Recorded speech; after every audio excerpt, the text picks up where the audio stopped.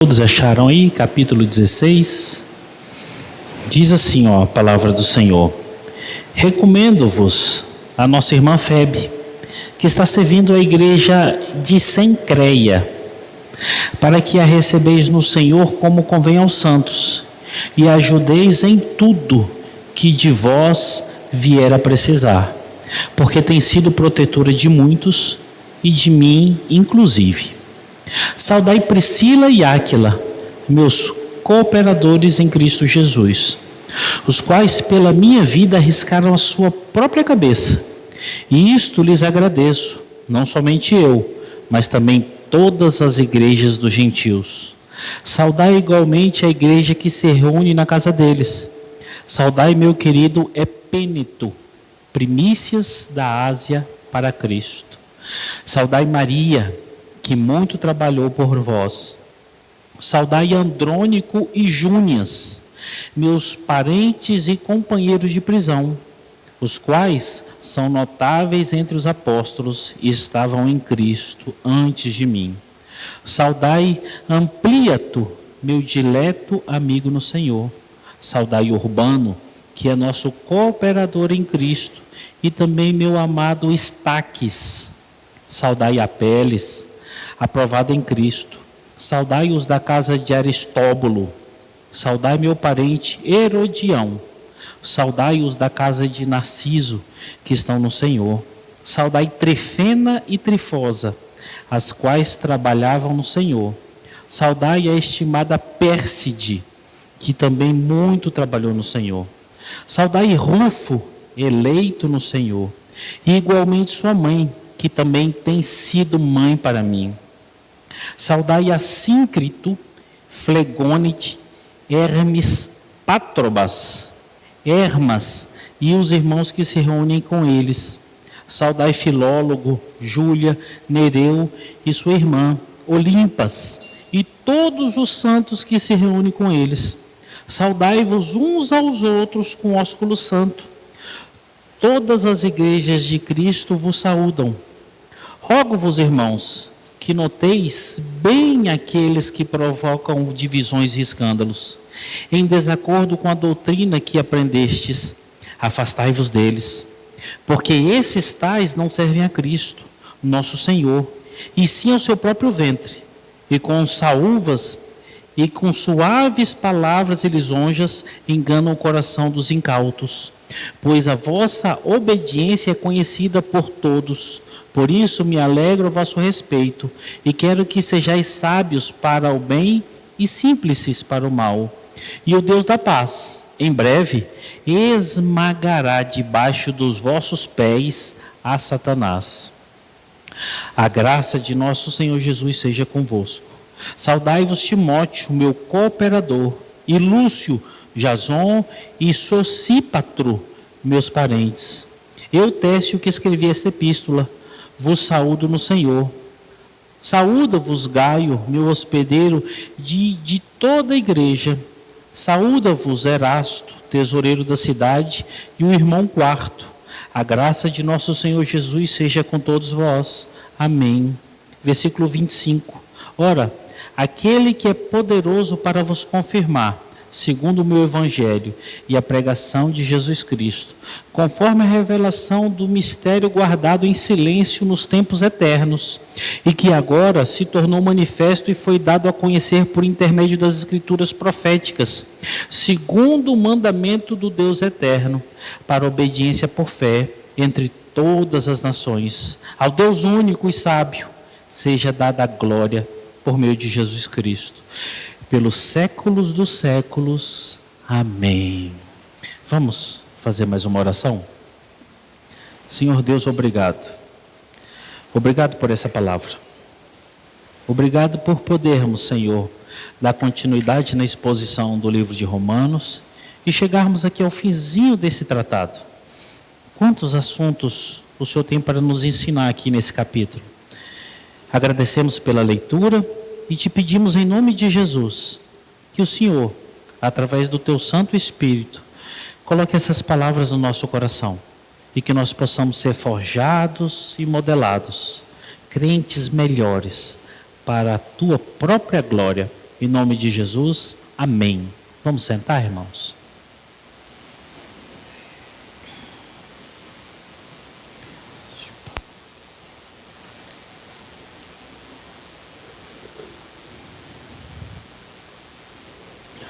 Meus irmãos, que privilégio. Chegamos aqui no último capítulo do livro de Romanos. A nossa meditação agora, a partir desse domingo, vai se enquadrar aqui, Romanos 16, do verso 1 até o verso 27. 3 anos nós estamos completando agora e chegamos no último capítulo. O cenário do último capítulo é despedida. Paulo agora começa desde o verso 1 se despedir dessa igreja, dizendo e apontando, deixando bem claro aqui para esses irmãos que está se findando o seu conteúdo. Isso tem sido uma coisa muito robusta, porque até na despedida de Paulo existe doutrina. Até na despedida de Paulo existem instruções profundas da parte do Senhor. Olha só, Paulo vai deixar aqui nessa despedida muitas pessoas a serem saudadas. E existem informações bíblicas importantíssimas do porquê que Paulo usa tantos nomes e fala saudando tantas pessoas. Recomendação, aviso doutrinário e louvor a Deus. Paulo faz tudo isso nesses 28 versículos aqui, nesses 27 versículos, despedindo dessa igreja e seguindo aqui para Jerusalém. Os irmãos se lembram o que aconteceu. Nós já temos um olhar histórico do fato que aconteceu quando termina aqui esse livro. Quando Paulo vai para Jerusalém, ele vai para não voltar mais. Ele vai para não ser mais livre. Ele vai para perder a sua liberdade. Mas tudo isso comprova e mostra que os planos de Deus se fazem verdade na vida de Paulo, na vida da igreja e na vida de todas as pessoas. Meus irmãos, se eu fosse fazer um versículo de destaque aqui no capítulo 20, no capítulo 16, eu destacaria o verso 27. Olha na sua Bíblia aí. O verso 27, eu quero destacá-lo e quero que os irmãos olhem para esse verso com um carinho especial. Olha o que Paulo fala aí. Ao Deus único e sábio seja dada a glória, por meio de Jesus Cristo, pelos séculos dos séculos. Amém. Por que eu tomei esse versículo como destaque? Porque Paulo enfatiza de forma clara a unicidade de Deus e a sabedoria de Deus. Olha no iniciozinho do verso 7. Ao Deus único e sábio. Só existe um Deus. Só existe um Senhor. Quem é esse Senhor? Ele é totalmente sábio. E olha como é que esse verso conecta todo o livro de Romanos. Todo o livro de Romanos. A construção capítulo por capítulo, versículo por versículo, das quais nós meditamos, mostra um Deus único e sábio, construindo o seu povo para si mesmo. Mostrando que desde tempos idos da criação, desde os primeiros momentos em que ele chamou os patriarcas, mostra sabedoria, poder e unicidade de Deus. Paulo encerra dizendo isso, que só pode ser conhecida e louvada por causa de Jesus. Isso é lindo demais. Ao Deus único e sábio seja dada a glória. Por meio de quem? Jesus. Se não for por Jesus, não tem como reconhecer a glória de Deus. Se não for por Jesus, não tem como glorificar esse Deus. Mais uma vez, olha a mente trinitária de Paulo. Tudo isso redundando glória ao nome de Deus. Eu quero entrar com os irmãos, como sempre nós fazemos, de forma introdutória nesse livro.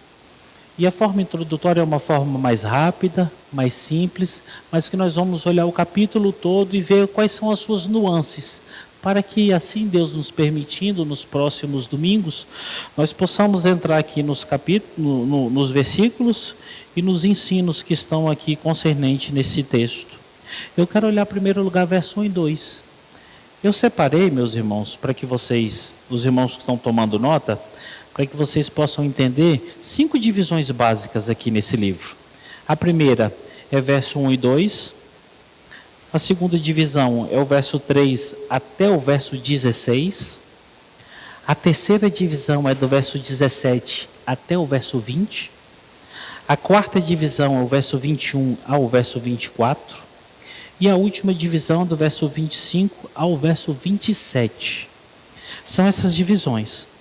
O verso 1 e 2, Paulo traz algo muito legal aqui. Aqui nós já podemos aprender como reconhecer as pessoas, como ver os feitos de Deus na vida delas e como ser úteis para elas e para o reino de Deus. Paulo aqui faz uma recomendação de uma irmã. Como é que Paulo mostra isso? Olha que legal, irmãos. Aqui no verso 1 e 2, Paulo nos ensina a aprender como reconhecer pessoas. Como é que nós reconhecemos aquelas pessoas que chegam na igreja? Como é que nós reconhecemos aquelas pessoas que entram para a nossa família, para o nosso meio, para o nosso rol de amizade? Verso 1 e 2, Paulo ensina como ver os feitos de Deus na vida dela e como ser úteis a essa pessoa e ser úteis ao reino de Deus. No verso 1 e 2, 2 versozinhos, mas com amplitude de ensinamentos maravilhosos. Aqui Paulo faz a recomendação de Febe. Mostra suas características e os feitos de Deus através da vida dela. Quatro passozinhos estão aqui nesses 2 versos. O primeiro é uma irmã, bênção de Deus, que estava distante e que agora estava no meio deles. Esse é o primeiro entendimento que Paulo deixa claro ali para esses irmãos. Irmãos, recebam Febe aí. Ela servia e serve a igreja em Sincreia.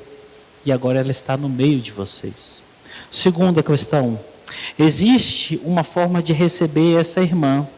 E olha a forma de receber essa irmã. Está aí no verso 2. Para que recebais no Senhor.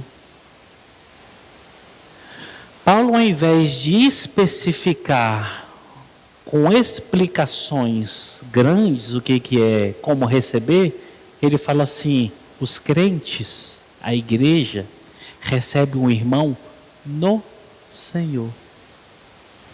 Esse no Senhor faz um englobar de uma realidade piedosa e útil do Evangelho. É no Senhor que vocês devem receber a Febe. E Paulo instrui a igreja de Roma a fazer isso. Ou seja, vocês estão recebendo uma irmã aí, e a forma como vocês devem recebê-la é no Senhor. Vocês devem fazer isso.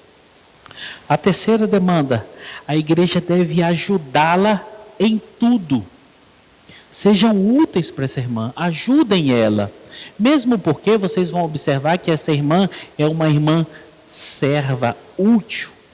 E aqui nós vamos entrar numa demanda interessante, que esse texto aqui, meus irmãos, é um texto que é muito mal interpretado por uma camada da igreja que utiliza esse texto para dizer que existem diaconisas. Existe a expressão aqui de serva, é diáconos. Mas aqui não está falando da perspectiva oficial. Eu louvo muito a Deus porque nossa igreja ainda está arraigada na palavra. E nós não temos essa infantilidade e esse erro dessa leitura de podermos trazer às irmãs um cargo que não as compete, porque a Bíblia não trouxe isso para elas. E esse texto tem sido muito mal interpretado com essa demanda. O diaconato feminino tem nada a ver. Tem nada a ver.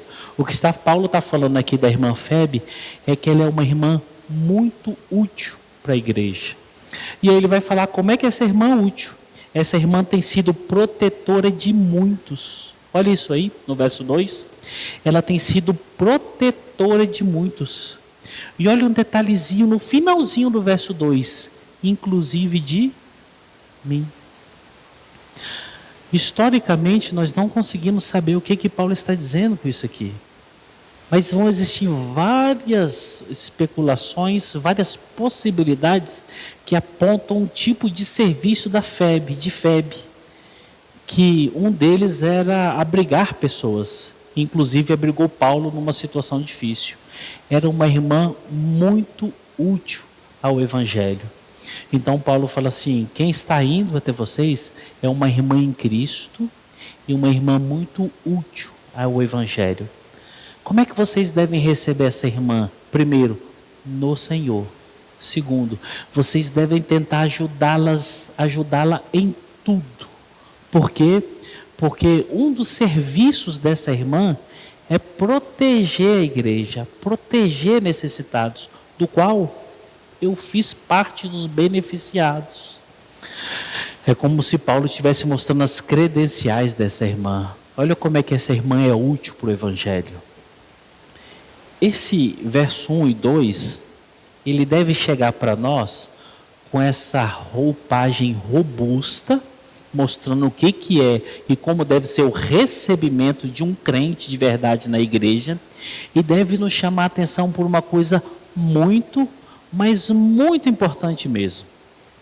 A gente brinca no meio comercial, na vida social, com uma frase, e ela é muito verdadeira. Ela diz assim: você que é pobre, você só tem um nome. Se você perder o nome, você perdeu tudo. Irmãos, nós observamos um fato importantíssimo nesses dois versos. Você acredita que Paulo recomendaria alguém totalmente fora do contexto cristão para ser recebido dessa forma? Você acredita que Paulo indicaria um ímpio para ser recebido dessa maneira? Claro que não. Eu não preciso zelar do meu nome para que eu possa ser visto, reconhecido, aceito e até louvado pelas pessoas. Não preciso disso. Mas como um crente de verdade que entendo que o zelar do nome glorifica a Deus, a minha conduta de vida deve ser uma conduta que zela do seu próprio nome, do seu comportamento, dos seus relacionamentos e principalmente daquilo que você fala e faz. Como que isso é precário nos dias de hoje? Como que isso está ausente da igreja dos dias de hoje? Nome? Não. Depois de 5 anos, apaga tudo. Me preocupar com o que vão falar de mim? Não. Falem bem, falem mal, mas falem de mim. Eu quero estar na boca do povo. Irmãos, a caminhada cristã não é assim não, irmãos. A caminhada cristã é uma caminhada discreta, simples, humilde, mas muito louvável pela vida piedosa que nós levamos. O crente, ele não vai ser visto por estardalhaços. Você não vai ver um crente no meio de qualquer reunião, de qualquer pessoa, passando em qualquer local, e aquela multidão ovacionando o nome dele. Isso não deve existir de forma alguma. Mas todas as vezes que passar um crente de verdade, por mais que as palavras não sejam boas por causa da não aceitação do mundo, as pessoas devem olhar alguém que serve ao Senhor. Alguém que teme ao Senhor. Alguém que tem uma vida pudica. Alguém totalmente diferente da sociedade. Simples.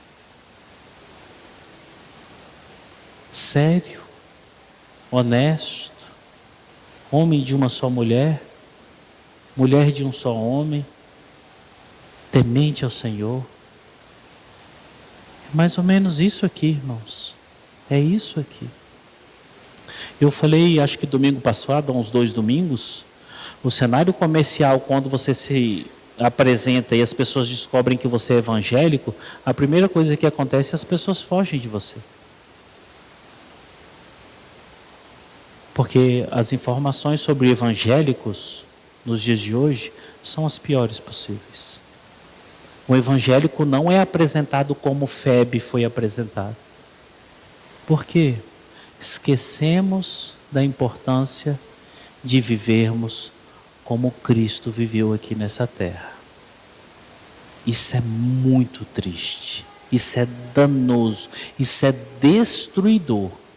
Não para nós, mas para a glória do nosso Deus. Para a glória do nosso Deus.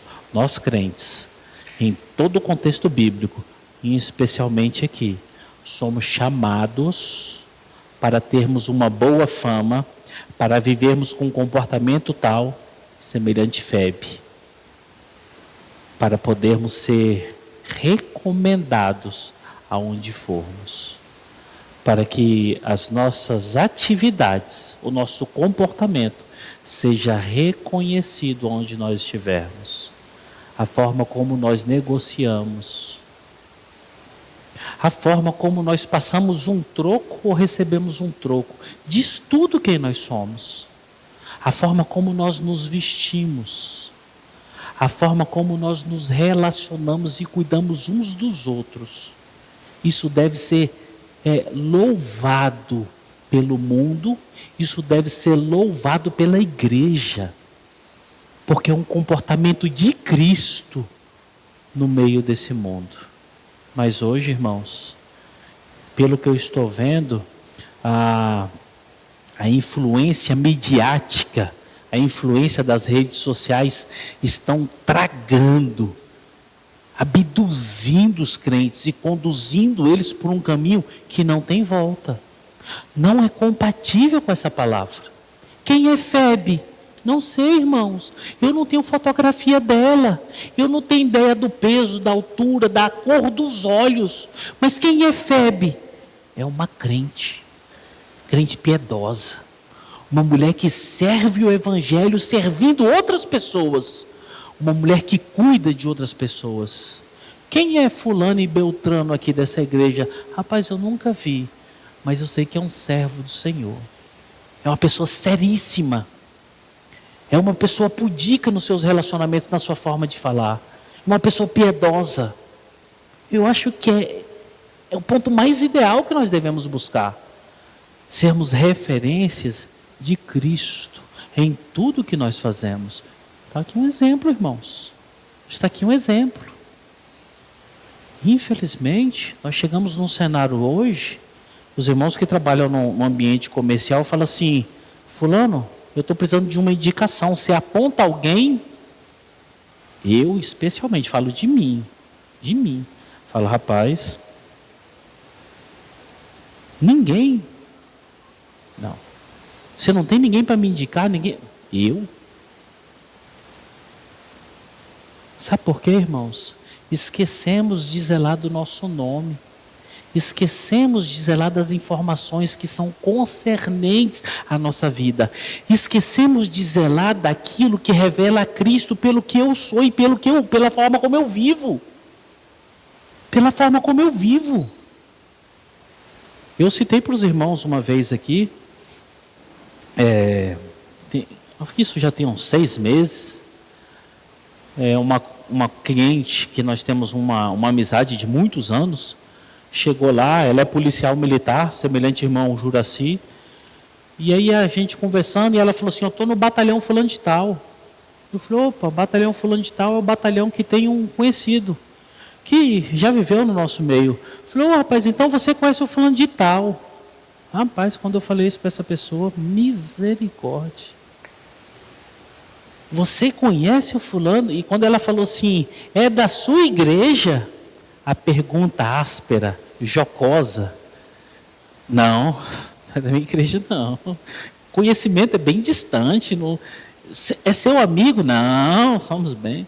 Rapaz, isso é papel de crente, irmãos. Isso é papel de crente. Eu fico feliz quando eu escuto outros exemplos. Eu escutei outros exemplos de irmãos aqui. Quando eu elogio, a gente se restringe. Pai, você conhece o irmão fulano de tal? Conheço. É da sua igreja? É. Homem sério. Rapaz, que pessoa séria. Que pessoa cuida. Que homem de Deus. Você fala: puxa vida, acertou.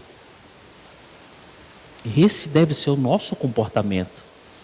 Febe, percebe? O Senhor Deus vai nos ensinar muito sobre isso. Muito sobre isso. E principalmente os jovens que estão aqui.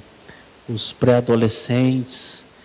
Cuidado como vocês vivem, cuidado com as pessoas com quem vocês andam. Prestem atenção, porque vocês foram chamados para glorificar Deus nos seus relacionamentos. Vocês foram chamados para glorificar Deus pelo comportamento de vida de vocês. Não é aquela pessoa mais popular que é agradável a Deus. É aquela pessoa simples, é aquela pessoa que aponta para Cristo. Lembrem-se disso. Do verso 3 ao verso 16, esse bloco nos mostra uma grande e afetuosa saudação. Uma despedida que mostram raízes profundas no ministério de Paulo. Aqui vocês, não sei se os irmãos que estão aqui vão lembrar do saudoso Maguila. Os irmãos lembram?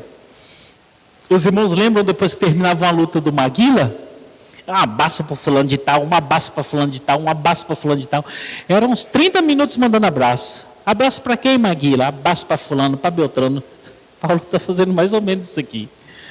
Paulo agora chega aqui, parece que dos livros que ele escreveu é a maior saudação de Paulo. Olha só, irmãos, do verso 3 até o verso 16, Paulo manda abraços, saudações calorosos, ósculo santo, beijos, para um monte de gente. Interessante, ele está mandando essas saudações para pessoas que moram lá, para pessoas que estão em Roma. Só que se vocês lembrarem, Paulo não esteve em Roma até esse momento. Como é que ele conhecia tanta gente ali em Roma? Paulo não era daquele local, Paulo não esteve naquele local.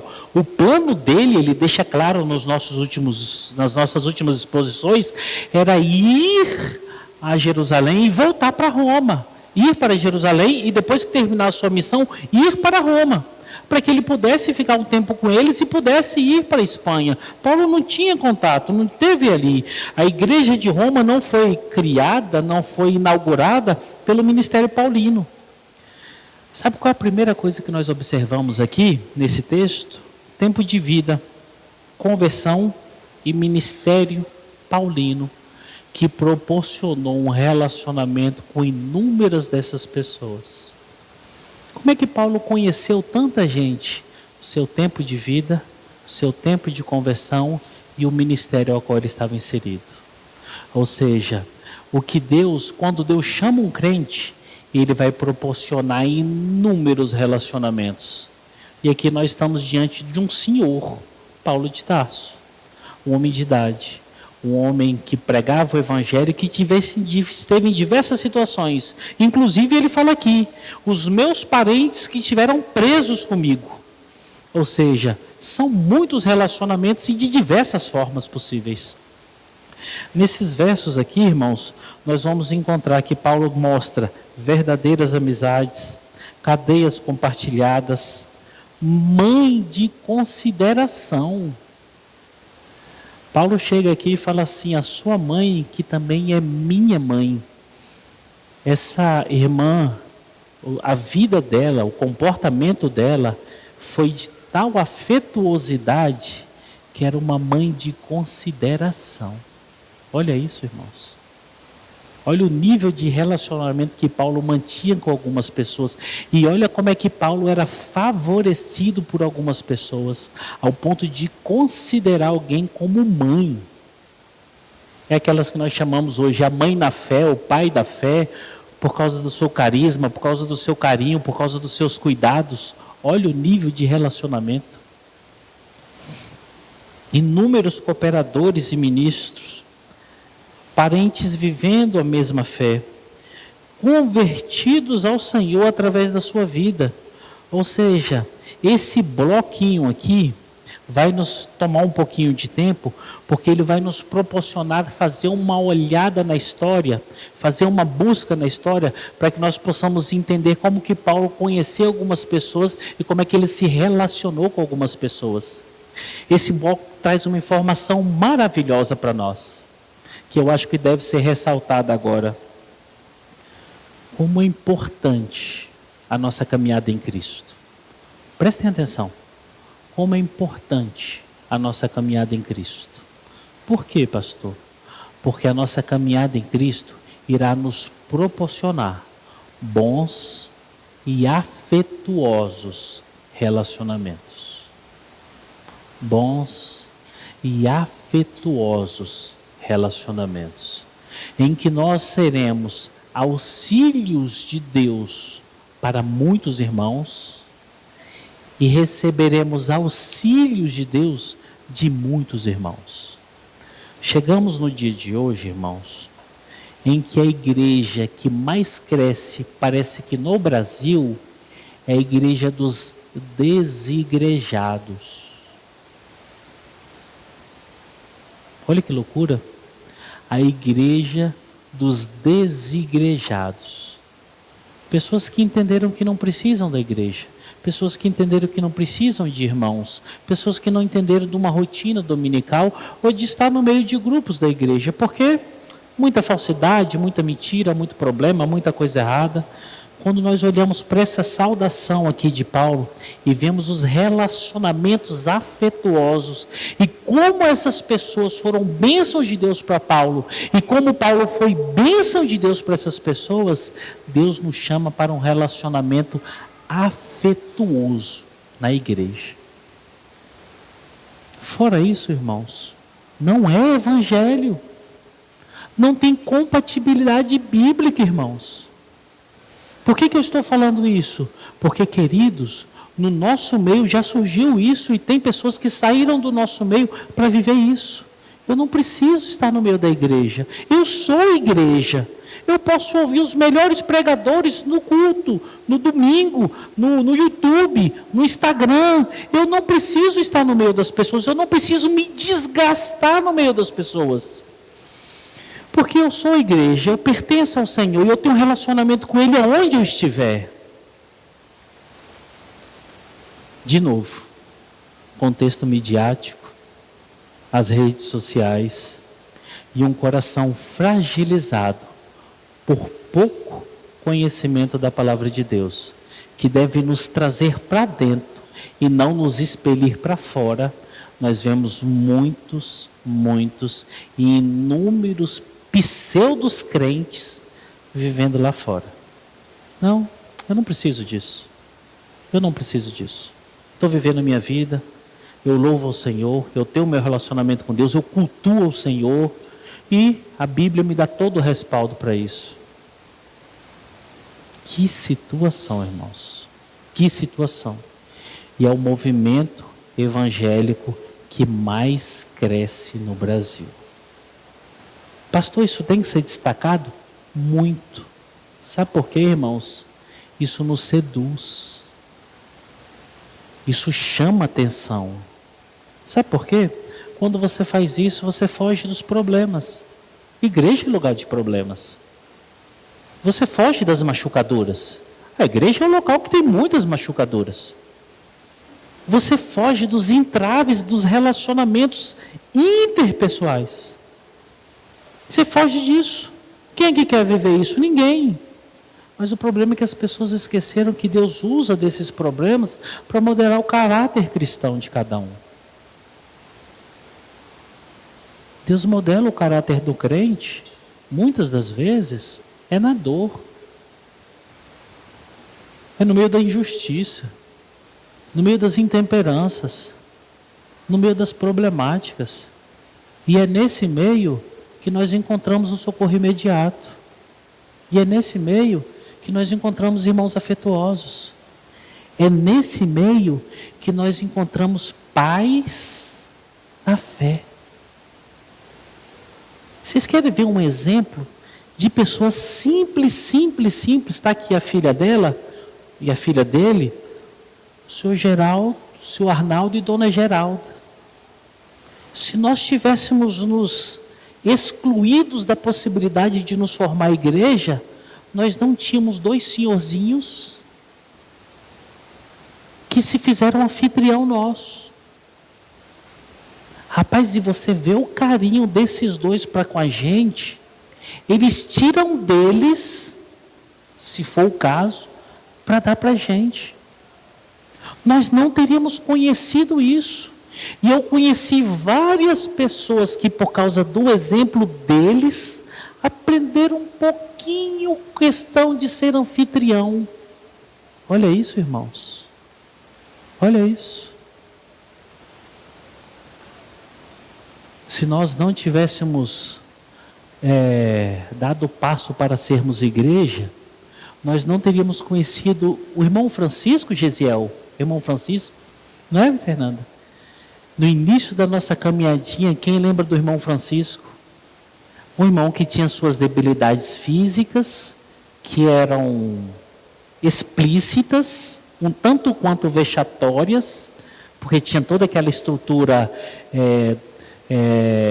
de doença que era a mostra, né?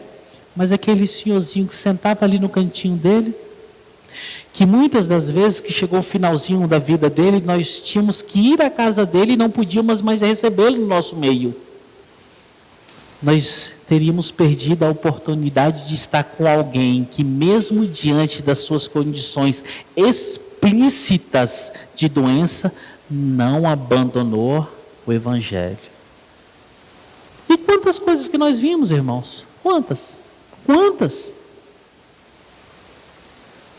Aí eu posso falar por mim hoje. Se nós tivéssemos olhado como muitos olham nos dias de hoje, eu não quero viver isso, não quero. Quantas injustiças que eu estou vendo acontecer hoje, e que essas injustiças estão se tornando em bem para muitas pessoas. Vocês têm ideia disso? Vocês têm ideia disso? Quantas injustiças estão fazendo com que pessoas que estavam distantes, que não se conheciam, estão se conhecendo, estão se abraçando, estão se ajudando, estão estendendo suas mãos. Irmãos, é Deus, é bênção de Deus, irmãos. O que é isso? É o tempo de vida, é o ministério, é a caminhada da fé. Isso você não encontra em lugar nenhum, queridos. Essa despedida de Paulo, esse mundaréu de nome aqui, percebe? Para as irmãs novas, para os irmãos que querem constituir números de filhos, eu recomendo vocês procurarem os nomes aqui. Vocês viram quanto nome bonito tem aqui? Olha só, Trifena e Trifosa. Olha que maravilha. Irmão, quem for ter uma menina aqui, ó, Trifena ou Trifosa. Pronto. Não tem esse negócio aqui. Inspiração para nome tem muito aqui. Tem Patrobras. Eu acho que daqui que saiu Petrobras, né? Patrobras. Tem nome aqui para vocês escolherem de monte. Além dos nomes, tem ensinos maravilhosos aqui nesse trecho. A nossa terceira divisão vai do verso 17 ao verso 20. E aqui, Paulo deixa muito claro que não existem momentos na sua vida que não sirvam para doutrinas e avisos. Está acabando aqui a despedida. Paulo está fechando aqui. Está acabando a tinta da pena. A caneta Bic de Paulo aqui está acabando. Está acabando, ele está fechando aqui. Espera aí. Tem alguma coisa muito importante que eu tenho que falar com vocês. Não sei se vocês fizeram isso. Na época que a gente estudava, que estava acabando a tinta, você fazia assim na caneta, apertava, soprava, puxava ali aquela tintazinha, passava, fazia isso aqui na roupa. Eu acho que está acabando a tinta aqui da Bic de Paulo. Paulo fala assim, espera aí. Tem um assunto ainda muito importante que eu tenho que tratar com vocês. E aqui, para continuar escrevendo, tem que ser um milagre do Senhor. Mas ele escreveu, do verso 17 ao verso 20. Paulo avisa algo importantíssimo para essa igreja. Paulo fala assim, existem pessoas no meio de vocês que são facciosas. Olha isso. Eu tenho que alertá-los sobre isso. Das facções. E aí aqui nós vamos encontrar alguns pontos importantes. Paulo alerta sobre os facciosos. Paulo fala quem são. E deixa claro que a igreja é capaz de identificá-los. Ou seja, é muito fácil de conhecer aqueles que são facciosos, porque o seu modus operandi é muito conhecido. Paulo fala sobre o papel da igreja e diz que o papel da igreja diante dessas pessoas é se afastar delas. Paulo mostra quem é o Senhor desses facciosos. Olha que interessante, irmãos. Aqui é uma expressão forte de Paulo e depois nós vamos nos declinarmos nisso. Paulo fala assim: o Senhor dessas pessoas é o seu próprio ventre, é o umbigo deles. Paulo não fala assim: olha, o Deus deles é o diabo. Não. Paulo fala assim: o Senhor desses homens são seus apetites.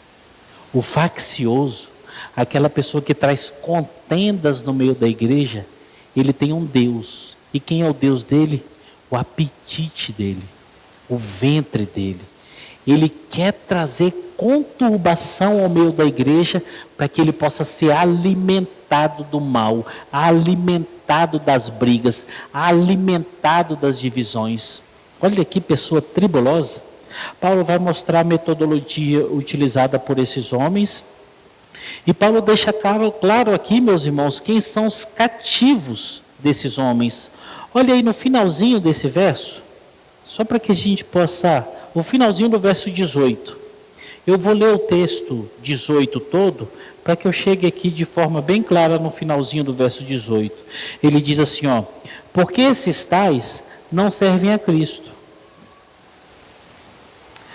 nosso Senhor, e sim o seu próprio ventre, e com suaves palavras e lisonjas, enganam os de coração o quê?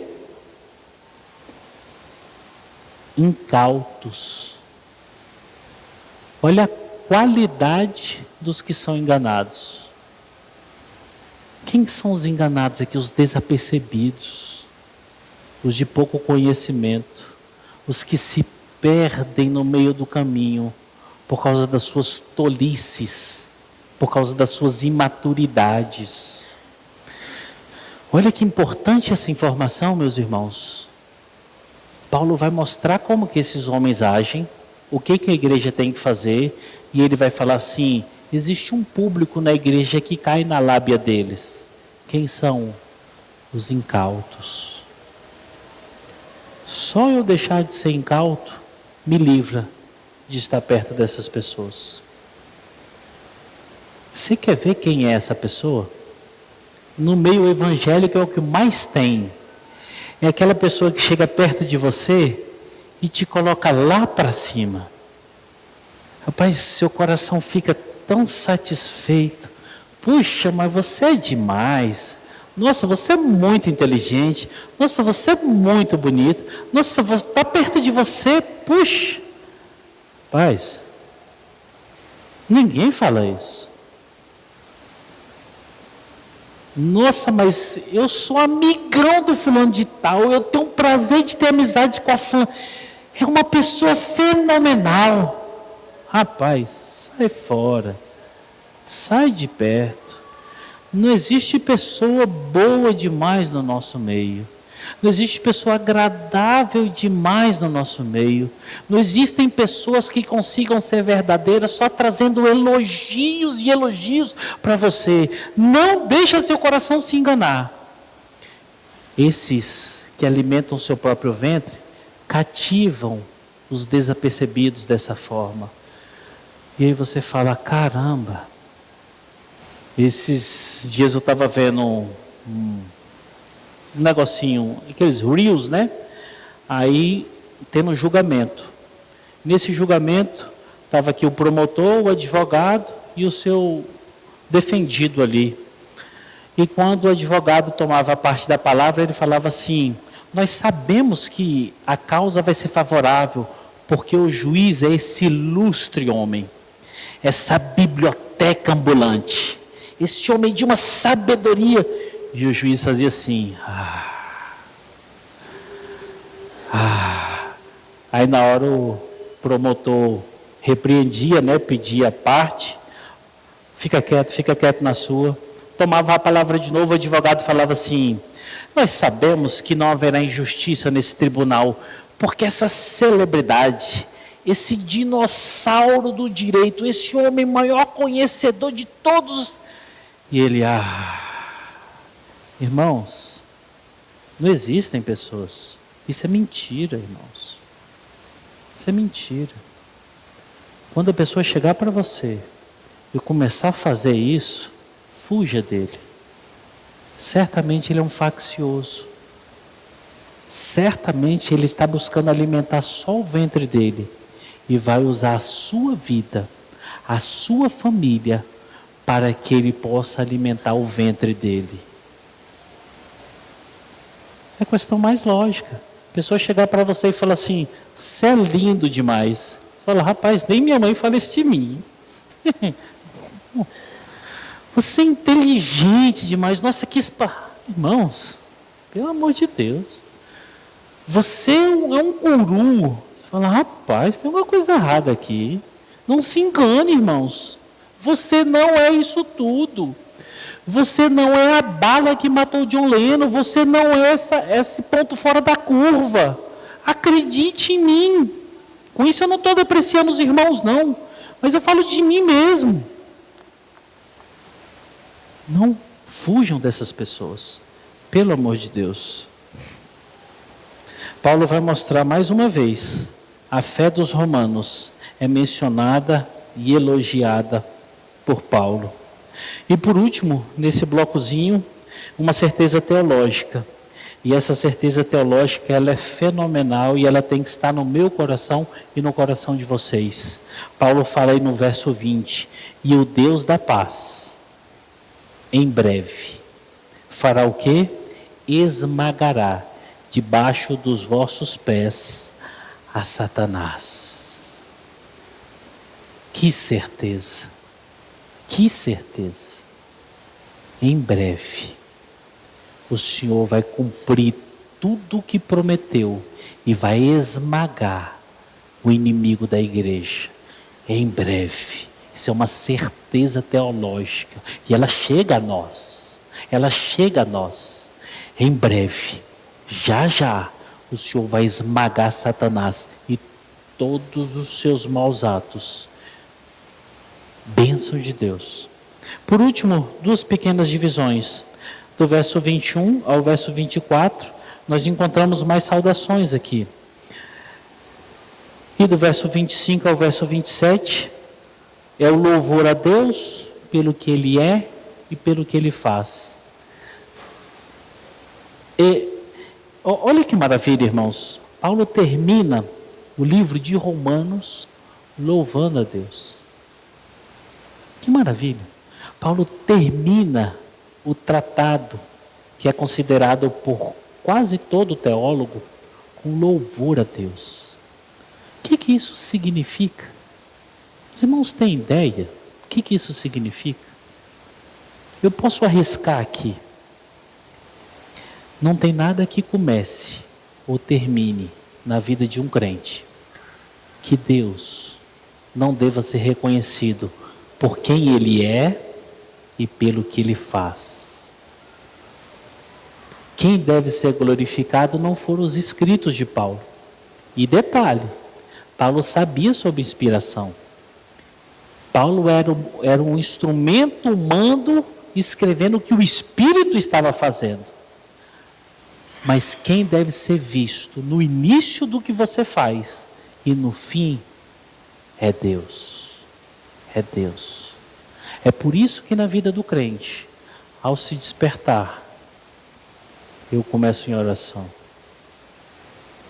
Ao deitar-se, antes, eu termino meu dia em oração.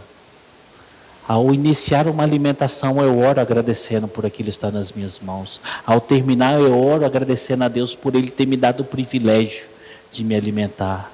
Ao sair daqui hoje, eu tenho que falar: Senhor, obrigado por ter estado no culto ao Senhor. Porque tudo começa em oração, tudo termina em oração. E a vida do crente é reconhecer a Deus pelo que Ele é e reconhecer a Deus pelo que Ele faz. Isso é teologia sistemática, irmãos. Reconhecer os atributos de Deus. Sabe por quê? Porque vai repousar o meu coração em plena paz. As bombas podem estar caindo. O chão pode estar fervendo. Mas o meu coração está em plena paz. Por quê, pastor? Porque a minha vida está nas mãos daquele que tem todo o poder, daquele que me chamou antes da fundação do mundo e já estabeleceu um dia que tudo vai acabar aqui para mim, mas que eu vou estar com Ele. Tudo na vida do crente começa com louvor, e tudo na vida do crente termina em louvor. Eu reconheço Deus em tudo, quem Ele é e o que Ele faz. Tudo, simplesmente tudo. Que essa verdade seja com vocês, seja comigo, seja com nossa igrejinha e seja com todo crente que está espalhado nessa face dessa terra. E que o nosso Deus seja reconhecido, glorificado e exaltado. Amém? Esses vão ser os conteúdos que o Senhor Deus ministrará aos nossos corações nos próximos domingos. Amém, meus irmãos? Vamos orar ao Senhor?